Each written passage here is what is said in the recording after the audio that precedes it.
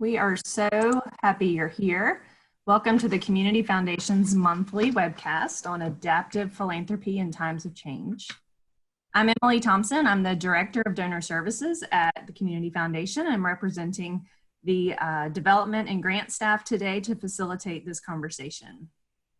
We are hoping that you are healthy, and we are happy for you to join us for this first speaker in this series.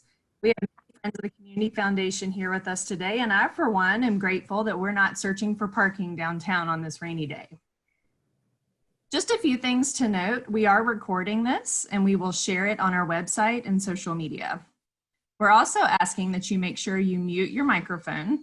And to help this run efficiently, we're asking that you put any questions you have into the chat box, and we will answer those questions at the end as time permits. As you all know, the COVID-19 pandemic is creating an enormous disruption in our area. But it's also highlighting how resilient, resourceful, and innovative our communities can be in times of hardship and great change. Today, to speak on being resilient, resourceful, and innovative, we are fortunate to have Porter Halyburton with us to discuss his time as a prisoner of war. To introduce Porter is someone who knows him rather well, the president of the Community Foundation, Walker Sanders. Walker. In the 20 years that I've lived in Greensboro, one of the things that I have seen is that one of the most defining qualities we have is how we are such a close-knit community and so supportive of each other. And that has never been clearer or more necessary than today. Our community is going to get through this, and we're going to do so by working together and looking out for each other. Unlike other times in our history when we have felt uncertain about the future, this time is different. We're fighting an enemy we do not know or fully understand, one we cannot see or hear. It is true that this pandemic is spotlighting our vulnerabilities and making existing inequalities even more pronounced. But it's also showing how important patience, kindness, and goodwill are to our survival, while highlighting how resilient, resourceful, and innovative our communities can be in times of hardship and great change. And thinking about this situation, we're asking ourselves, what will we learn? And how will we let these insights help us as a community reset or redefine many of the systems that were created in the 20th century or before to address the inequalities that have been even more expressed in recent days? So we thought providing a forum for this open discussion around these lessons and what we can do as a community to address them. This series of conversations with community leaders is designed to help us think through how we can adapt as a community to a new way of organizing, to a new way of learning, and to a new way of interacting with each other than we have in the past. And thinking who would be a great person to lead this series off, we thought of nobody better than my father-in-law, Porter Halyburton. Porter was held for 7.5 years in a prison camp in North Vietnam. He not only survived captivity, but he turned that horrific experience into a strong positive force in his life and the lives of others with whom he has shared this story. Here is some background quickly on Porter's experience. Porter grew up in Davidson, North Carolina, attended the Swanee Military Academy, and graduated from Davidson College in 1963. He entered Naval Pre-Flight School in Pensacola, and he and Marty Dewerson were married in December of 1963. Following the birth of their daughter Dabney, Porter joined VF-84, flying the Phantom F-4B fighter, and deployed for Vietnam aboard the aircraft carrier USS Independence in May of 1965. On October 17, 1965, 24-year-old Porter Halyburton was shot down and captured deep within North Vietnam. No parachute was sighted, there was no radio contact, and Porter was listed as KIA, killed in action. A memorial service was held in his hometown of Davidson. 1.5 years later, Porter's status was changed from killed in action to prisoner of war. Life as a POW was hell. Wounded and exhausted when captured, Porter was imprisoned in the infamous Hanoi Hilton. Interrogations and beatings were a daily occurrence. Food was inadequate, and living conditions were abysmal. Aware of the racial strife in the United States and intending to make conditions even more unbearable, the North Vietnamese put Porter, a young white Southerner, into a cell with a badly wounded senior Black Air Force officer, Fred Cherry, and was ordered to care for him, thinking they would find only misery and disdain in each other's company. However, not only does Fred Cherry credit Porter with saving his life, Porter credits Fred for saving his, and they became to love each other as brothers. As years passed and their numbers increased, POWs creatively developed an elaborate culture that countered the isolation of solitary confinement and supported those subjected to torture or fighting sickness and disease. In essence, they redefined what community meant in those circumstances. Everyone had value, everyone had a role, and everyone was responsible for their neighbor. Their courage was a testament to the defiant power of the human spirit. Porter was released in February of 1973 following the signing of the Paris Peace Accords. Porter's military decorations include the Silver Star, the Legion of Merit, 3 Bronze Stars, 3 Purple Hearts, and 7 Air Medals, as well as numerous service medals, awards, and community honors. Porter and Marty now reside in Greensboro and are both involved in church, community, and volunteer activities. Porter also is a potter. You may see some of his pottery behind him on his screen, and his work is available at Green Hill Center for North Carolina Art. He and his wife Marty share a love of gardening, travel, art, historic preservation, and also Porter is enjoying having his son-in-law keeping him stocked with the essentials during this quarantine, things like bourbon, wine, and miscellaneous trips to Lowe's. Today, Porter is going to share with us the lessons he learned as a POW, lessons that seem especially useful given our current situation. While we're not in a formal prison, nor are we being brutally beaten, we do feel a sense of this loss of freedom and feel the anxiety of this insurmountable uncertainty, similar to what the POWs faced in Vietnam. It's my great pleasure to introduce one of my heroes, my father-in-law, Porter Halyburton. Porter? All right. Thank you, Paul. Great introduction. Thank you. It's a privilege to be asked to speak to you and say a warm hello to everybody else that's watching, and I look forward to responding to your questions at the end. I have been asked several times since all of this began, and we were in quarantine for 2 weeks after we came back from Morocco. And so people would ask me, was this at all like being in prison? And I said, well, not exactly, but it started me thinking about the things that were perhaps like it.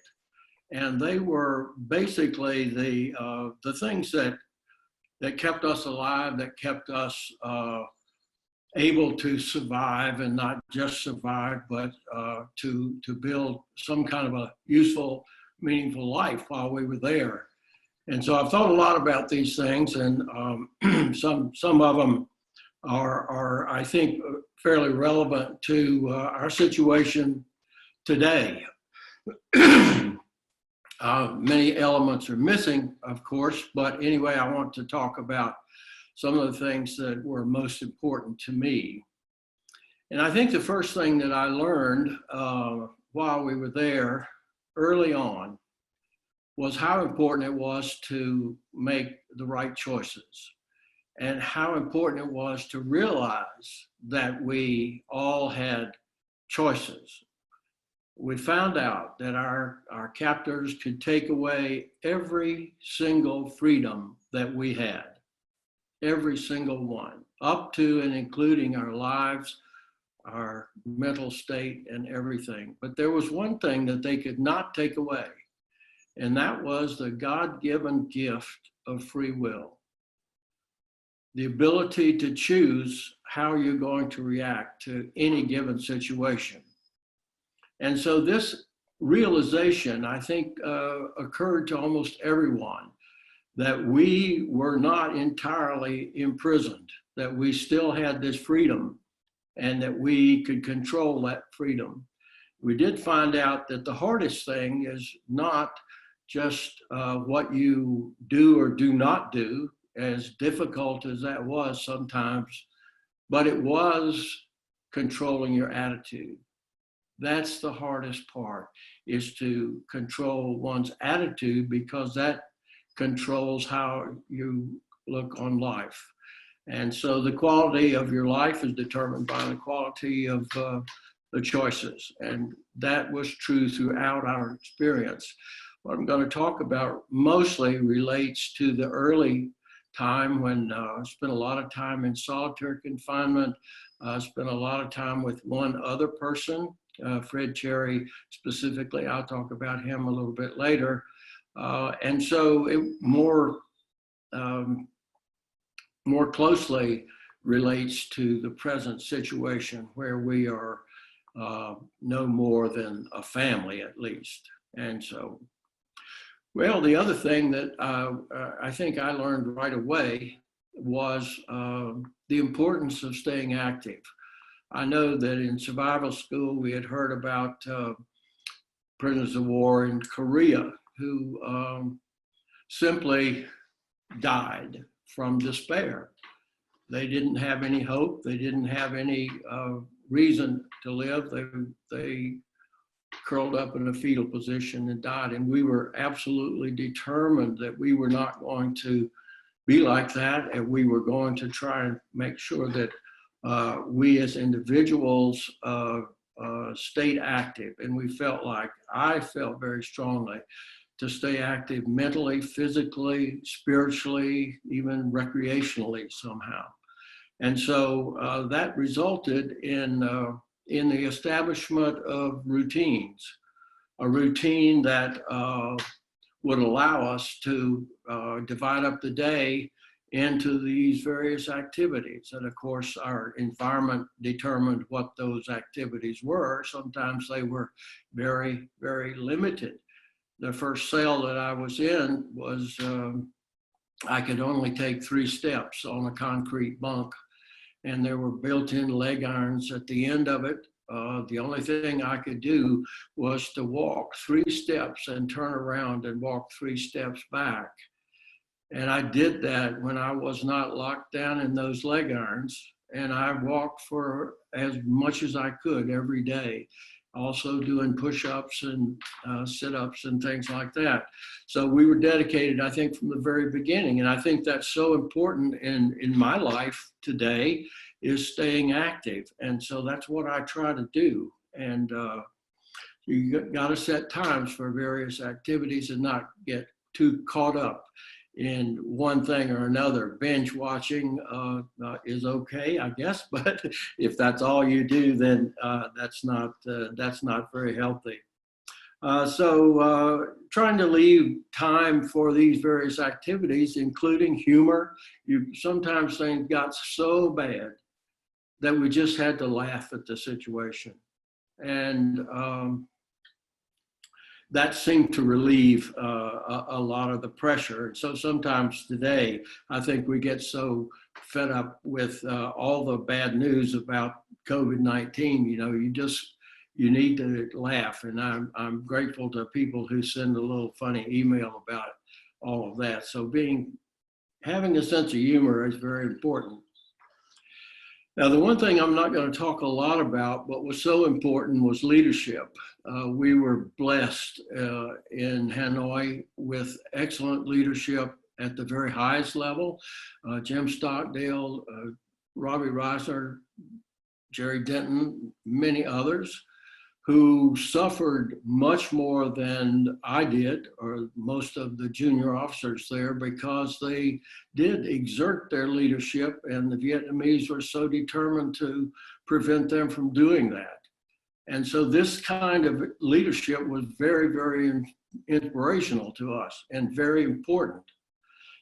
We also had leadership at a different level because we couldn't always be in contact with our senior leaders. And so the senior guy that you could communicate with was the senior guy for decision making.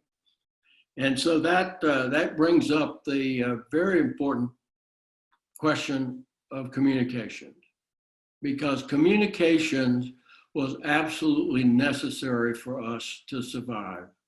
And if you think about it, no leader can lead without communication. If you can't communicate with the people that you're trying to lead or influence, then you can't lead them.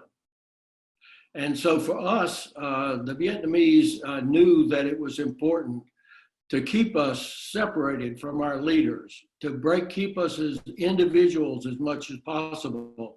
And so the fact that we had to communicate was really, really important.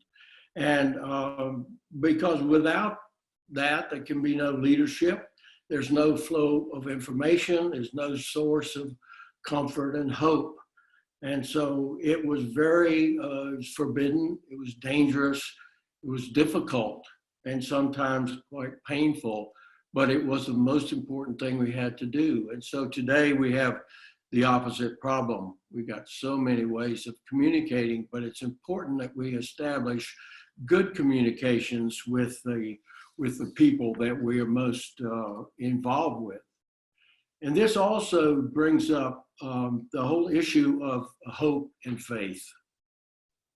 And it was because of communication that we could reach out to every POW that we possibly could, to give them hope and faith, to let them know that they were not alone, that we were all in this together. Because I know in the times that I was in isolation and I was cut off from any other communication with anybody, it was a terrible time. And so this communication allowed us to reach everybody. And I saw so many instances of people knowing that someone was in trouble and risking their health or life to try and help them out. A man named Bob Purcell, an Air Force officer, did this, and it was so inspirational that he was willing to risk his life to help somebody else.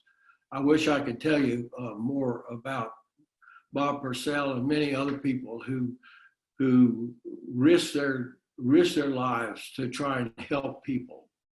And so we found out that if you don't have hope, there is only despair.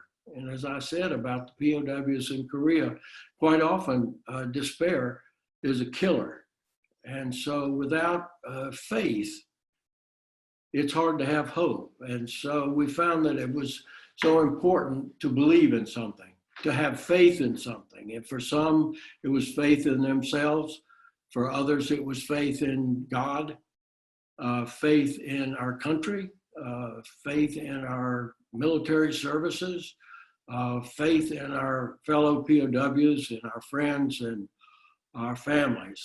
And so without that kind of faith, then it's very difficult to maintain hope for the future. So we had a lot of time to think about these things and to decide what was important in our lives. And I almost think about that time in a way as a very long retreat. You know, you go on a retreat and you have plenty of time to put away the cell phone, the computer, and think about things that are important in your life. And of course, that's exactly what we did, was to think about things that were important in our lives. And so in so doing, we found out what I think was important in our lives. And this is something that's very important today. And so every now and then I think, well, it's time to go on retreat again. I need to get away from all of this and reestablish connections with the things that I think are really, really important. Well, along the way, of course, we made mistakes. And some of the mistakes were grave mistakes. Some people made, others were just bad choices and so on. And one of the things that our leadership emphasized to everyone was that you cannot mire down in guilt over what you have done that was wrong. You need to forgive yourself and you need to forgive others because the last thing that we wanted was anything that would divide us. Our whole emphasis was to build unity, both as a military organization with a command structure and and advice and some orders. But as time went on, we did more than that. We built a community. We built a family. And I had, 350 friends. Very few of them I knew what they looked like or very much about them, but they became a friend. And it was through being forgiving of everyone and of oneself. And so this was true during the time we were there. But things were so bad sometimes, and the fact that the Vietnamese treated us the way that they did, tortured people, we grew to hate them. And hatred became a defensive mechanism, a shield or a suit of armor. And it was very useful because if we hated them enough, they couldn't break through that hatred and convince us of anything. Towards the end, I realized, though, that hatred couldn't go home with me. And so as I walked out the gates of the Hanoi Hilton, I turned around and I said, I forgive you. And all of that hatred fell away. The armor fell away. Hatred was eliminated from my life. And that's the most liberating and perhaps important thing that I've done, is to eliminate hatred from my life. And so we have to forgive. Forgive is to free oneself and free others as well.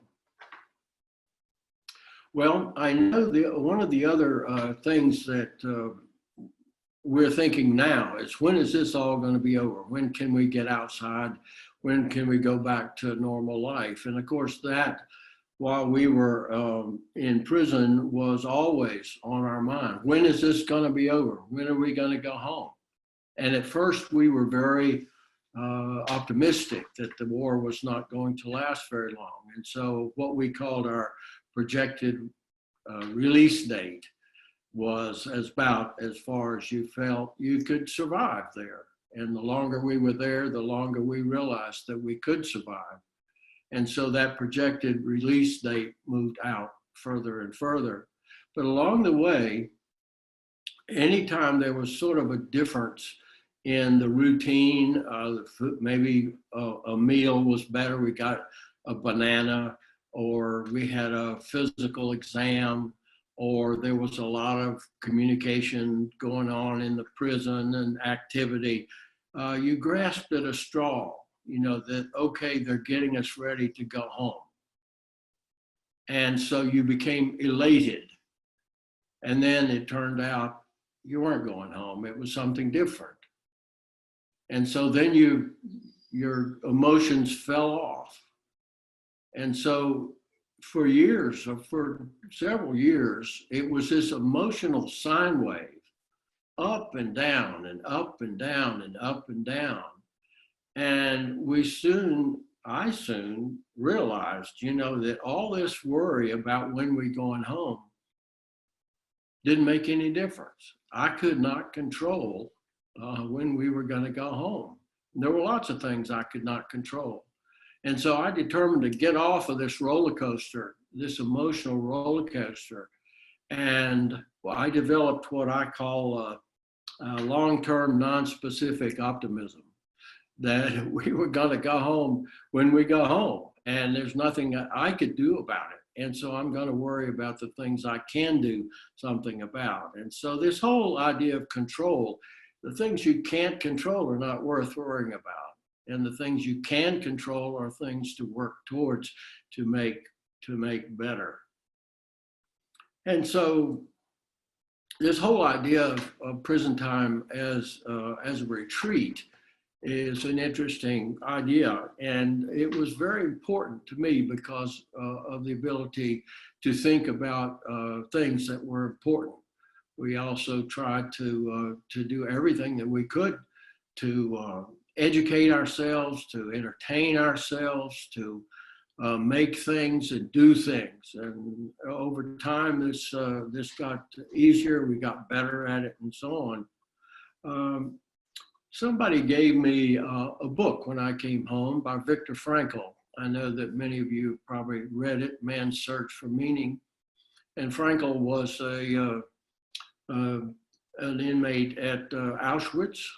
He was a psychoanalyst, and his theory, logotherapy, he explains that in this little book, but he talks about the importance of discovering the meaning in one's life.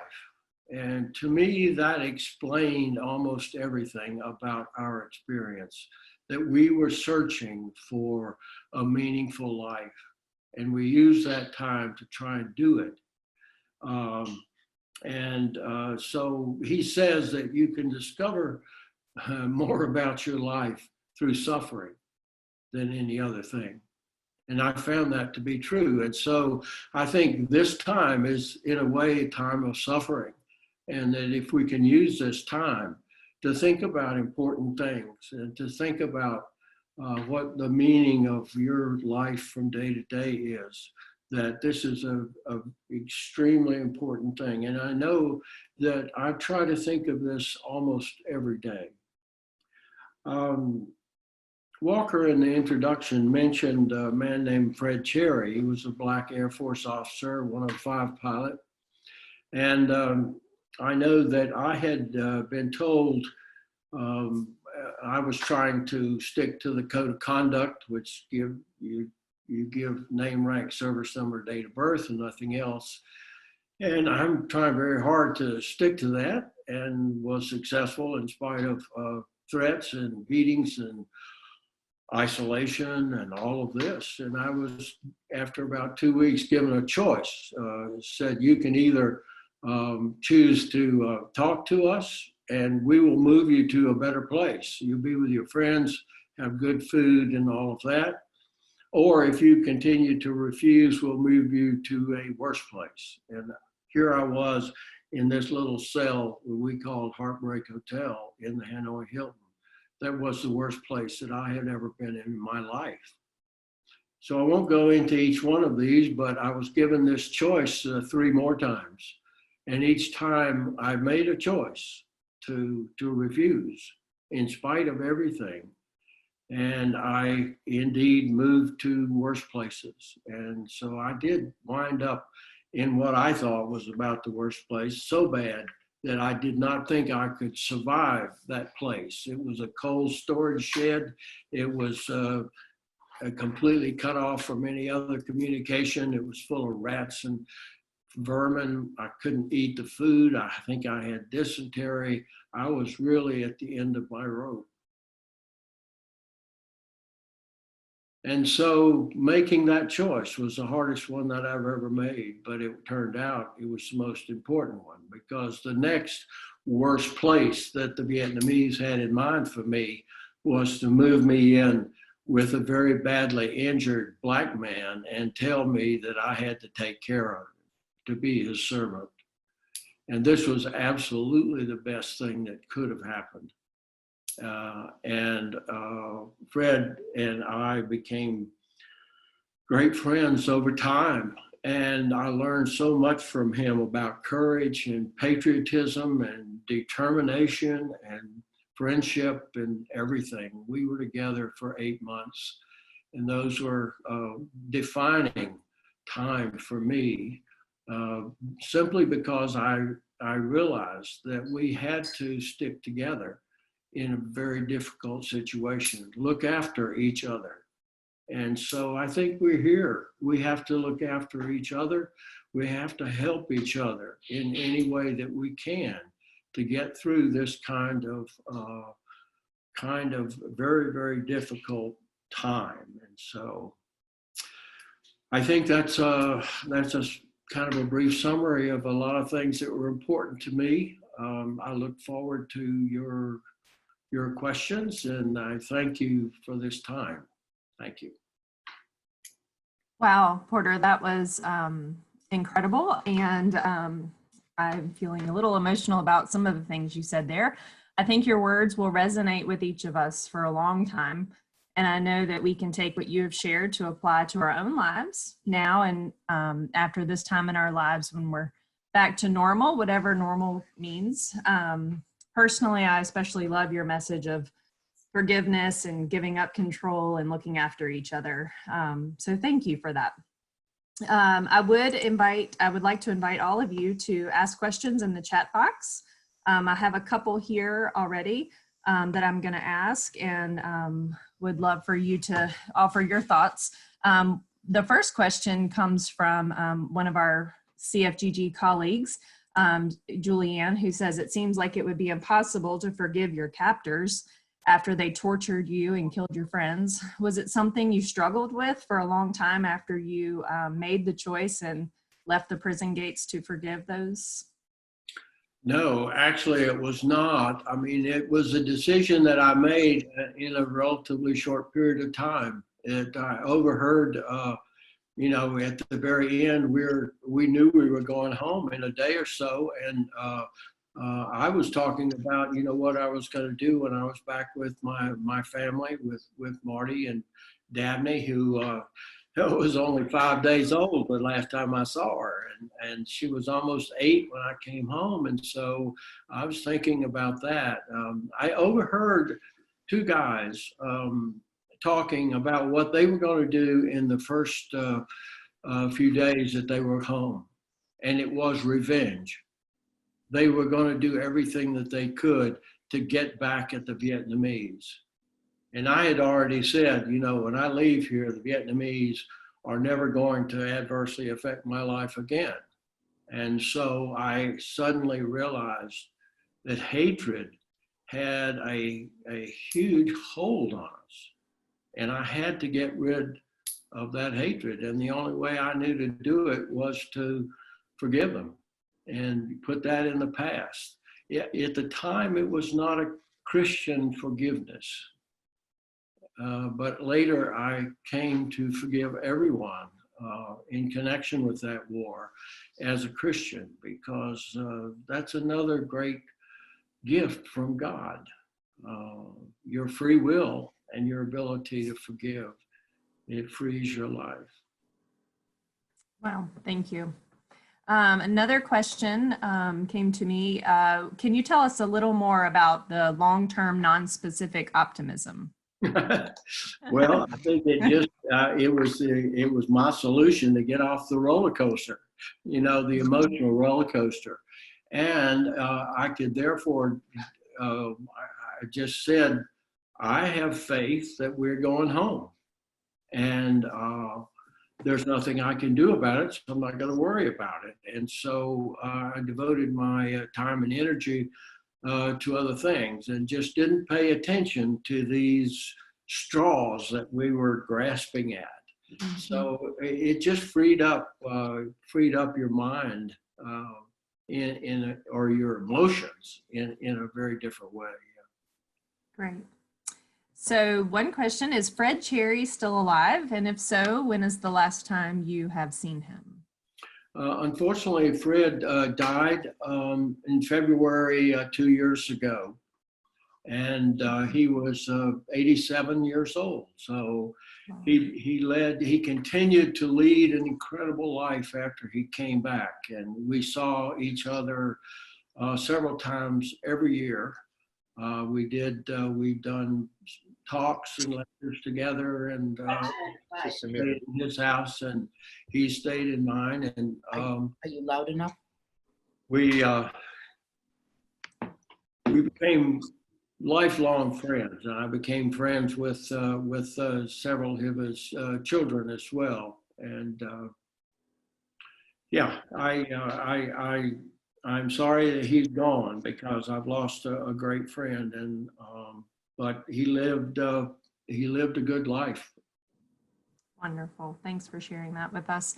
Would you say that your values were developed more from the way you were brought up or through your military training? Well, I would say looking back on it, they were probably more from growing up. I didn't pay much attention to those things at the time. You know, it was only in this long period of looking back at your life that you realize, okay, you know, what your family was teaching you was really important. And you know, like any kid at 13, 14, 15 years old, you know, you rebel and you kind of reject your family's, your parents' values and so on. But looking back on it, you realize how important it was.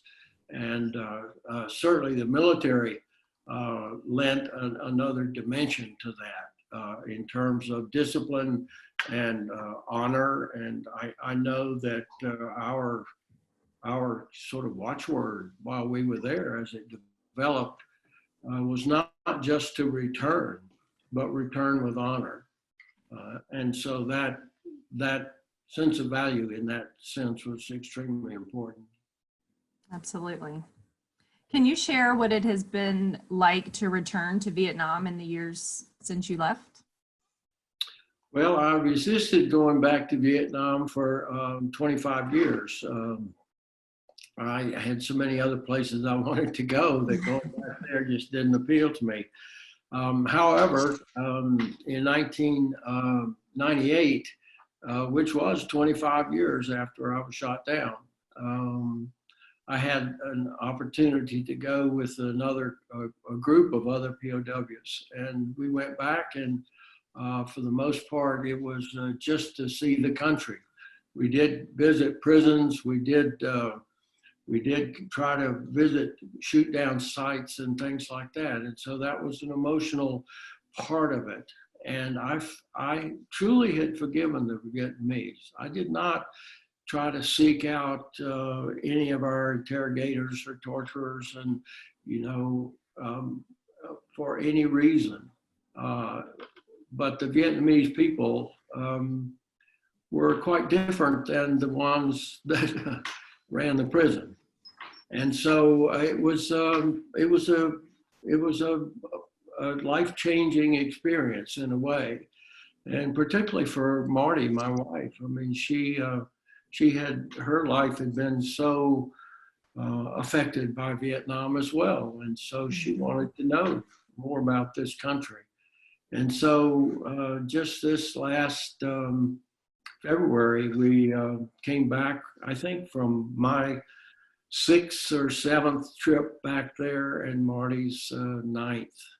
And so Vietnam has remained a significant part of our lives, both in our involvement with Vietnamese here in the United States, refugees, and so on. And so it's been a wonderful experience. That's great. Thank you for that. And we have a follow-up on that question. What has changed the most and what was different than you expected when you returned to civilian life?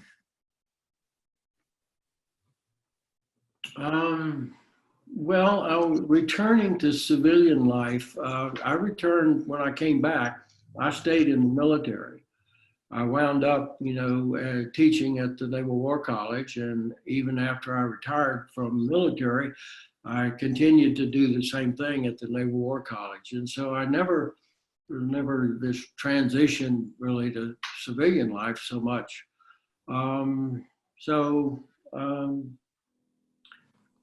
If the question is about Vietnam, how has Vietnam, is that the question? Mm-hmm. Yes. Well, Vietnam, when we first went back there in '98, was still an extremely poor country. They had only avoided famine, you know, since 1986 and so on. And over the years, we have seen Vietnam change really, really dramatically. Our last trip there, we saw super highways and skyscrapers, and they're manufacturing automobiles there, and they're millionaires, and the country is thriving. There's still poverty among, the rural people and so on, but it's a very, very different country. And I think they are making the most of the longest period of peace that they have had in their many thousands of years of history. And so we're very happy for them. Great, thank you. So someone who knows you rather well, Dabney, wants you to share one of the stories that she loves, which is playing bridge without cards. Tell everyone that story, please. Well, when I grew up, my mother was a very, very good bridge player. She had master's points and everything. And so I learned to play bridge from her.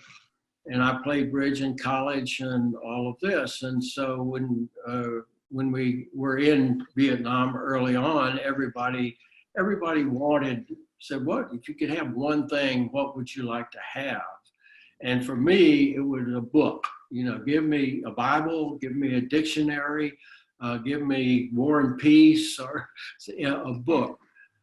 Some people wanted a deck of cards. And so I eventually moved in with a group of 8 other people. And this was the largest group I'd ever been in. And it was the most exciting sort of development, because living with one guy 24/7 does get a little old, and you need to be pretty creative in coming up with entertainment and all of that. But when you have 8 other guys, it's quite different. And so we decided one time that we would make a clandestine little deck of cards. And we used our very, very precious toilet paper, which is more like paper towels, rough paper towels. And we made a little deck of cards by gluing some of these together, using cigarette ashes and brick dust to mark them. And we eventually wound up with this little deck of cards, and we had a hiding place for them and so on. And I taught these other 8 guys how to play bridge. And one guy didn't really want to play, and so that left 8, which gave you 2 tables. You could play contract bridge. Anyway, we played a lot. And then one day, the guards came in to the room unexpectedly and found the cards, and of course took them, tore them up, burned them, put them in the honey bucket, and put us all in leg irons, and took away half of our stuff and all of our toilet paper. And as they left the cell, they said, "You are forbidden to play cards." And so we're sitting around saying, that was rubbing salt in the wound to tell us we can't. And somebody said, "Let's try to play without the cards." And so we did. So the one guy that didn't want to play became the dealer, and he had to mentally divide the cards up into 4 piles of 13 cards, memorize which ones they were, and then teach each pile to 4 guys. And they had to memorize the cards. And then the other 4 were the players, and they consulted with their memory bank, their hand, as to what they had. And so we bid and played, and it was successful. It took a lot of time. It was really laborious, but it was a great sense of accomplishment. And here we were sitting around in leg irons and didn't have much else to do. And so we felt very defiant. We felt that, okay, they can take away everything, but they can't take away how we're going to react to that situation. So that was another example of that. So that was Memory Bridge. Wow, I love that story. Thanks for Dabney for having Porter tell that story. That is wonderful. Another question that we have, in these current times of fear, anxiety, and concerns about individual and family well-being, How do you encourage people, especially donors, to not have a scarcity mindset with their financial resources, and to become even more generous than before? Well, I think this is very important. I know that reaching out to other people in need was so important while we were in prison, in that there was always somebody in trouble, and you had to get to them. You had to do whatever you could. And I told you about Bob Purcell. He was sharing his own food with actually 3 other prisoners who were being denied food. And this was such a powerful thing, this story about this. And he had the means to do this, and he did it. And we didn't all have the means to, to do this kind of thing. But the very act of helping other people, I think, brings a level of meaning to your life that is so incredibly powerful and important. And of course, I think most people, everybody, most that I'm sure is watching this, has resources and already shares these resources with a lot of people. But I think right now we are in a position where, okay, we can't go out and volunteer and do the same kinds of things that we could before. And so what we can do, though, is to share more of our physical resources, our money. And there are so many causes. The Future Fund thing that we watched the other day was so powerful. These organizations are doing stuff to help people, particularly in this time of trouble. And this audience, is one thing, but there's another group out there that don't have the resources that we do, that don't have maybe a nice home to stay in, to hunker down in. And so I think trying to help these people get through this is very important. Thank you for that. Very important to hear that. And if you are okay with this, we have one more request for a story, story of Howie Dunn and how communication builds strong and trusting relationships. Yeah. When Fred Cherry and I were split up, I moved out to a really bad prison out in the country and back into solitary confinement. And it was an awful place. And we spent most of the day, during the day, with our hands handcuffed behind our back. They took it off at night. There was no light. We ate both meals in the dark. This is a miserable, miserable time. And I could only communicate with one guy. And his name was Howie Dunn, and he was a Marine Corps Major, F-4 pilot. Of course, he outranked me, so he was my senior officer, and I looked to him for guidance and all of that. And during this time was when they instituted this policy of getting what they had not been able to get before through extreme violence. So we were all out there in this prison. We were tortured to get what they couldn't get otherwise. And so Howie and I went through this, and it was at great risk that we tapped on the wall, our communication system. But we did it every day, and we were sharing everything that went on. And finally, we began to share about our lives and our families, military career, and we tried to tell a joke every day, and we just did everything that we could to stay active and so on. And we even came up with this scheme of coming up with a menu every day. And so you tap across what we were having for breakfast and lunch and dinner, and then the next day it would be the other guy's turn to come up with the menu. So that gave you something to do at night when there was nothing else to do at night. So anyway, Howie and I became really, really good friends just through tapping through the wall, and I realized that I didn't know what he looked like. And so I asked him one day, I tapped on the wall, I said, Howie, I've never seen you. I said, what do you look like anyway? And he comes back and he says, you know John Wayne? And I said, yeah, I know John Wayne. He said, well, a lot like that. And I said, okay, this guy's a Marine, a fighter pilot. He's probably 6'2" and broad shoulders, narrow hips, rugged, good looks, and all this. So I put this image of Howie together with everything that I knew about him. And of course, we eventually moved away from this situation, and I never saw him again. And there weren't many Marines there, and I never ran into anybody that knew Howie. And so anyway, at the very end, we were in large groups. We were getting out in this courtyard. For the first time, they would let 2 of the large cells out, and we were, greeting one another and getting reacquainted with people. And this guy comes up to me, and he's short and bald and not real good looking.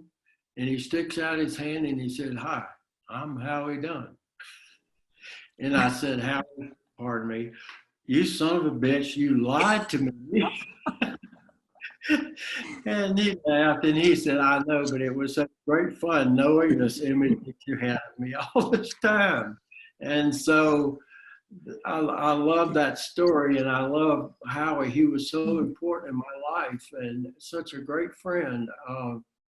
But the real significance of that story is that we became the very best friends through numbers 1 to 5, tapping numbers 1 to 5 through the wall. And so, back to this whole idea of communication, it's not the sophistication of the communication that's important. It's the significance of the communication. And so with the most primitive kind of communication, Howie and I and many, many others became very, very close friends, even though we never were able to physically see each other. So that's the Howie Dunn story. Wow, that is a great story for us to wrap up this hour. We value so much of what you've said, and there's a lot of comments in the chat box about how much we have appreciated hearing from you and the value that you have brought to all of us. I will be sharing those comments with Porter after this is over, and any questions that may have come through that I was not able to see or answer. I think we got to all of them. So thank you, Porter, for being here. I think Porter's also going to share with us these lessons that we're going to send out to anyone who attended today. And like I said before, this has been recorded. And so you can pass this along once our marketing team edits it a little bit. If needed, we will pass it on our social media and our website. And so again, Porter, I just cannot express enough how grateful we are for you to have joined us today. I think, again, we will all be using these lessons today and always. So thank you. Thank you. It's been a great pleasure to do this. And of course, every time I think I sit down and think about this, it reminds me of important lessons. And so it's a great benefit. Right. Absolutely. Thank you very much.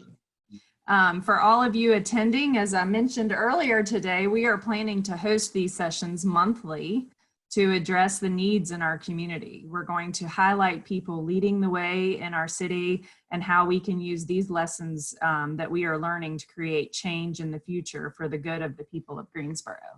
In May, our plan is to invite leaders in education to address how the pandemic will affect K-12 education and the systems moving forward. If you have ideas on topics you'd like to see your community foundation address, please reach out to me or Walker or any of our staff to share your ideas. As always, our development and donor services team is always here to assist you. And our contact information will be on the screen here as we exit this session today. So thank you so much for being here, all of you. And if you have anything to ask Porter, let me know. I can get you in touch with him, or certainly you can get in touch with him as well. So thank you all for being here.